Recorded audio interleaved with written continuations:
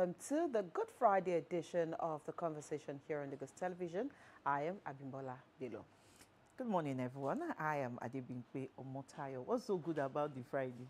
Well, for don't let the believers of today come for you. No, it's just that. It's a Good Friday because it's significant. No, it's just the story surrounding, this day that they call Good Friday. I was reading about it yesterday, and I was like, why is it now called good? Well, it's good because, well, thankfully we're having part of that conversation today, because again, of course, to them, I mean, it's a day that they can relate with, and it's a day that signifies the journey to the resurrection. Resurrection. So Okay. it's Good Friday, and then it's Easter Sunday, Monday. So Thank you. I'm sure there will be a better understanding from our guest this morning. Probably that will be the first question I would ask him. Why today is really good. Friday. Okay. Of course, it's a long weekend. It's a public holiday. It's today a public holiday on Monday. So get ready for a long weekend. And of course, work would resume on Tuesday. Do you have any plans on celebrating this holiday period till Monday? Nothing spectacular. It's just like a holiday for me. And I think, okay, maybe the only thing we'll probably be doing is to be revising. We're starting our exams on Tuesday. So Okay. we'll probably be revising. Even though they've been asking me, where are we going to buy Easter bunny? And I'm like, hello, Easter bunny. Come back to Nigeria. Come back to Nigeria. Oh, no. Oh, nothing really, nothing spectacular. It's just going to be a normal weekend, and that's it. Somebody was greeting me, Eko, do this. Eko pale more than I'm like, Moti Shodu. Moti Shodu. Okay, maybe ahead of Idil Kabir. Yes, it did. All right. Let's take our news points for today. Let's start on this side, talking about Mr. President's visit to Jos yesterday, where he has directed security chiefs to hunt Plateau attackers and orders 5,000 CCTV cameras. President Bola Tinubu has directed top security chiefs and the Minister of Defense to go after the killers of Plateau citizens and immediately strengthen security measures in the state to tackle recurring attacks. The president made the directive on Thursday while speaking at a town hall meeting with stakeholders in Jos. Tinubu also announced that the federal government will deploy 5,000 security cameras to Plateau to boost intelligence gathering, surveillance, and rapid response to security threats. The directive came as the president arrived in Jos to commiserate with the government and people of the state over the deadly gunmen attack in Angwa Rukuba, Jos North, which claimed over 28 innocent lives on Palm Sunday. Condemning the attack, Tinubu said he was elected not to create widows and widowers. Speaking earlier, Governor Muftwang welcomed the president, noting that his visit came at a time when the state was enjoying relative peace and attracting local and foreign investment before the Sunday incident. Muftwang said the attack represented a temporary setback, but expressed confidence that with the support of the federal government and security forces, the state would overcome the challenge. He commended the gallant efforts of security agencies who prevent many attacks that go unnoticed and disclosed that he had convened a Security Council meeting where far-reaching decisions were taken. The governor recalled that the security problem had persisted for nearly 3 decades across the tenures of previous governors Joshua Dariye, Senator Jonah Jang, and Simon Lalong, but noted that President Tinubu's leadership had provided a new platform for unity among Plateau leaders. He assured the president of his resolve to rally leaders and people to confront the challenge and reclaim the state's identity as a land of peace and tourism. I would leave it here this morning, but I think for me the sweetest would be the fact that 5,000 CCTV cameras will be provided. But I think as much as it is, we'll probably also need to ensure that these cameras are also totally not left unmanned, because we have a penchant for doing things, and sometimes again we do not complement those efforts. Many times we've seen security footages being released and they were not manned. If they were manned at the appropriate time, some of those things would have been nipped in the bud. So now that, security cameras will be mounted across Plateau State, it would be nice to have perhaps a control center that would definitely have people around the clock monitoring what's going on. And it will also be nice if those cameras were mounted when people were not aware. So that people would not even know where those cameras are manned. Because again, you also realize that sometimes when people know when certain things are, they're able to destroy them before carrying out certain activities. So government must also ensure that while manning the security cameras, people are not totally aware of where these cameras are, and the control center or the command center has people always monitoring these cameras, so that when things are about to happen, they're able to pick and do the needful. Not when the things have been done, the people are far gone, they will now start crying hoof and start crying. It's not going to happen. So now that government is being proactive, it needs to go beyond just mounting those cameras, but ensuring that people are constantly watching what's going on within the vicinity of those cameras. Yes, you've spoken well. Those cameras, 5,000 cameras, should be manned and monitored, 24/7. Yes, it was a good thing for Mr. President to visit Jos, of course, visit those who that attack affected directly.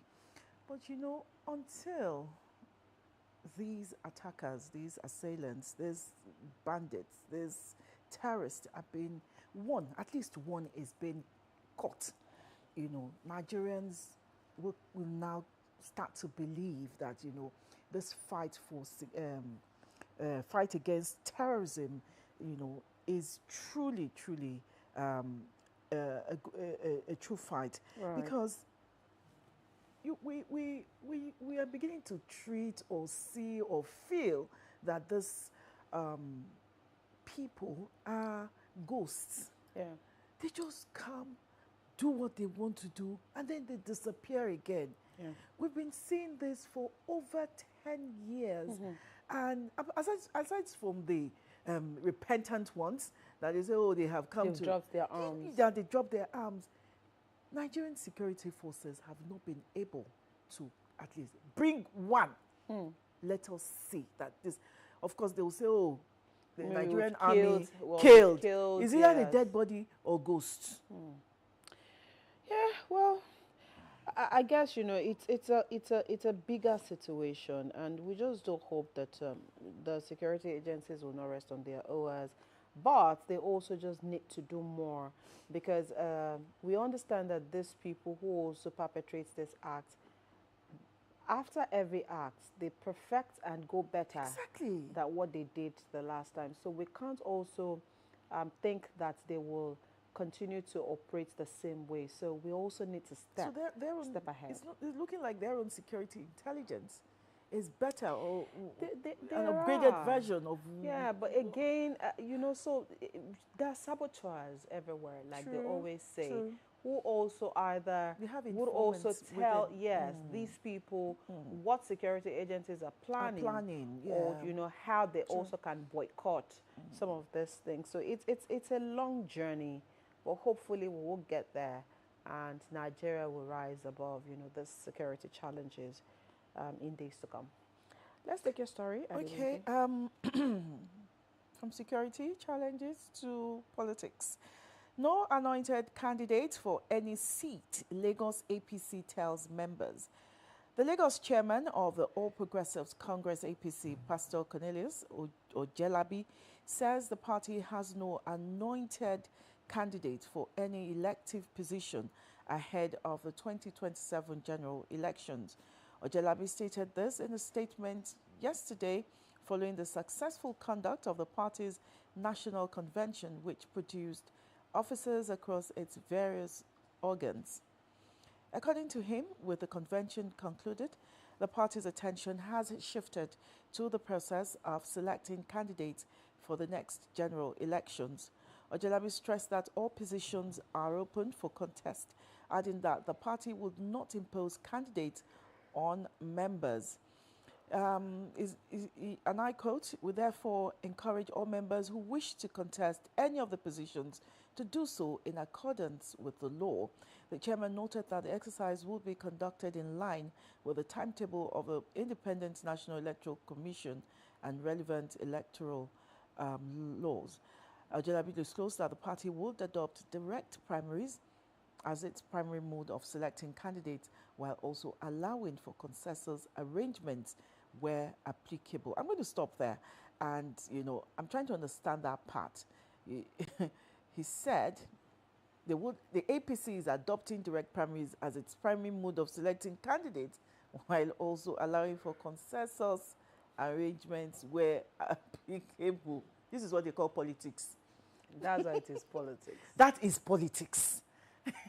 Yeah, if you remember, you were here on Monday. I think it was a Monday where Mr. Orekoya absolutely talked about this, and he said, it's not a one-size-fits-all in all states. So in some states, yes, it could be it could be consensus, it could be direct primary. So depending on what's the state deems fit. So as it stands, I mean, it is more or less like at the end of the day, we will decide which will work best for us. So again, it looks like in some local government, it might be this way. In some local government, it might be that way. But what the party is saying is we will create a level playing field for all candidates to come out. And maybe at the level of the candidates, they may then speak to themselves and then decide that, okay, I will step down for this person. I will step down for this person. And we all, we mount our accolades for this particular person. But again, I mean, politics will always be politics. And politicians will always find the best mode that will suit their narratives and suits the party. So at the end of the day, we will know when the time is ripe what the APC in Lagos State wants to do. Either option, direct primary, or option, consensus candidates. I like this because everybody can now, come out and, express themselves. Exactly, you can express. Okay, let's take the final story this morning. Again, going to security and the Easter mood. NSCDC deploys 57,000 personnel nationwide to secure Easter celebrations. The Nigerian Security and Civil Defense Corps announced the deployment of over 57,000 personnel across the country ahead of the Easter celebrations in a bid to strengthen security and ensure a peaceful holiday period. Commandant General of the Corps, Ahmed Audi, approved the large-scale mobilization, which will see officers including specialized tactical units and intelligence operatives stationed across all 36 states and the Federal Capital Territory. A statement yesterday by the spokesman of the NSCDC, Afolabi Babawale, said the nationwide operation was aimed at proactively addressing potential security threats while safeguarding critical national assets and infrastructure. High-traffic locations such as churches, shopping centers, parks, and recreational facilities are expected to witness heightened security presence with both uniformed personnel and other undercover operatives deployed for surveillance and rapid response. According to Babawale, zonal commanders, state commandants, and provosts of colleges have been directed to take full charge of security coordination within their respective jurisdiction to ensure effective implementation of the strategy. And that's about it. 57,000 personnel across the country.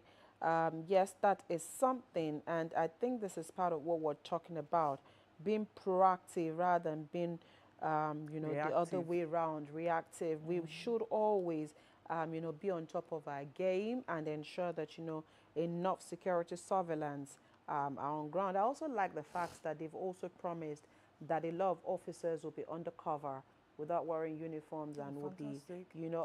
I just hope that it is not just for, media sakes. It will really happen because again, sometimes when you go undercover into certain places, people don't know who you are or what you represent, and so you're able to pick information, and you're also able to act decisively with those information. So we do hope that throughout this Easter period, we want to, even if it's going to be celebrated low key, we do not want to hear any bomb attack. We do not want to hear anybody lose their killings. lives. No, we don't want any bloodshed. Let everybody just, celebrate in their little way in their homes and be happy doing it and not mourning over anybody. Even if people will die, let it probably be of natural causes or things that we do not have control over. But insecurity, we have total control over it, and we can actually do a lot more than we're doing. So we do hope that this coming from the NSCDC as well as other security agencies will help keep Nigerians secure during the Easter celebration. Any addition from you, Adebimpe? Yes, I'm just praying one day for in Nigeria that will not need all of this, during festivities. That is when we'll start deploying 5,000 or 55,000 security operatives. I pray for an insecurity-free Nigeria someday. Because we must understand that the security officers also have families. They should actually be spending time with their families as well. Celebrating. But again, it is their job, just like we are here as well. Everybody, you all have your jobs cut out for you. All right, essential workers. Essential workers. Okay, essential salary needs to follow. Exactly. Yes, you've just said it. Essential salary needs to follow. My Oga, you have said it. So can you help us push it at the top? The top, you are hearing. Push it at the top, my Oga. All right, let's go to the X platform this morning and take a look at what's trending there. INEC is trending on the X platform this morning. A lot of, backbones left, right, and center for INEC, because INEC did say that they were removing David Mark and Rauf Aregbesola from the ADC leadership portal that is on the INEC INEC website. And of course, INEC gave a clearance, and I really don't know sometimes how, when we criticize or when we talk about certain things, let's look at it in its full context. Remember that I think it was earlier this week as well, when we talked about the chances of the ADC, we did mention that they still have a pending case in court, and Nigerians were here when Rauf Aregbesola, David Mark, and a host of others shipped to ADC without due consultations with the people who actually registered the party. And it was shortly after then that they came out to say, you cannot hijack our party. Even if you want to use our party, there are laid down rules. You must, at least, let's talk. It felt like they were just talking. Yeah, who are you? We so are the ones in charge. And they went you to can't court. hijack. You and can't. They went to court, and the case is still pending in court. So at the moment, and then INEC, that should be the umpire.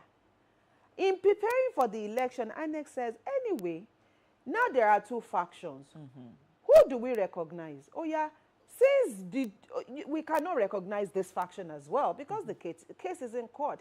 So how is INEC culpable in this particular situation? Because now, of course, they also had a press conference yesterday saying INEC chairman must be sacked. Who should sack him? The person that appointed him.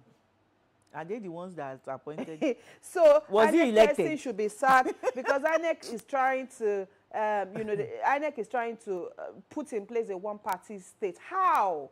INEC has how many political parties registered on their platform? If you go onto the INEC website today, you will find other political parties. Is it only ADC that is there? Nigerians just like to spew. So we just sometimes like anything that does not favor them. And some people just echo. They just re-echo what they hear. They don't even know what has been going on. They don't have history. They don't even have the facts. They just hear, oh, some people just see it on social media. Oh, INEC did this, and they start to, you know, batter INEC. INEC is this, INEC is that. INEC is a regulator. They are an INEC has umpire. just said, this case is in I will court. follow the law. Go This is what and- the court has said. I am Exactly. following it. And until the court, rules otherwise, ADC remains, a factionalized party. So let's see where this will end at the end of the day. But we do know that a lot of people, are calling out INEC here. Under this particular under this particular issue that is trending, I'm just going to go through what Dino Melaye, said on Channels Television that President Tinubu wants to be coronated. He doesn't want an election. He wants us to practice a monarchical system of government. The APC has become so desperate, saying that the ADC is the only opposition in Nigeria to challenge them in 2027. If ADC is going to challenge the APC in 2027, do the right thing. Ensure that the ADC is just one party that has just one leadership and not a party that has two leadership. Until that is done, then it means that the ADC itself as a party, his house is not yet in order. So if you'd like to be, leaders in Nigeria, put your own platform in order first. Speak with one voice, and then we can know that indeed you're ready to take Nigeria to the next level. That was how they all scattered PDP. They've jumped ship to They all ADC. scattered PDP and jumped ship. And there are original owners, let me use that word, owners of ADC. I want to come and lord yourselves over them. No, it doesn't work like that. Anyways, we need to go. We need to take a break. When we return, the conversation returns shortly.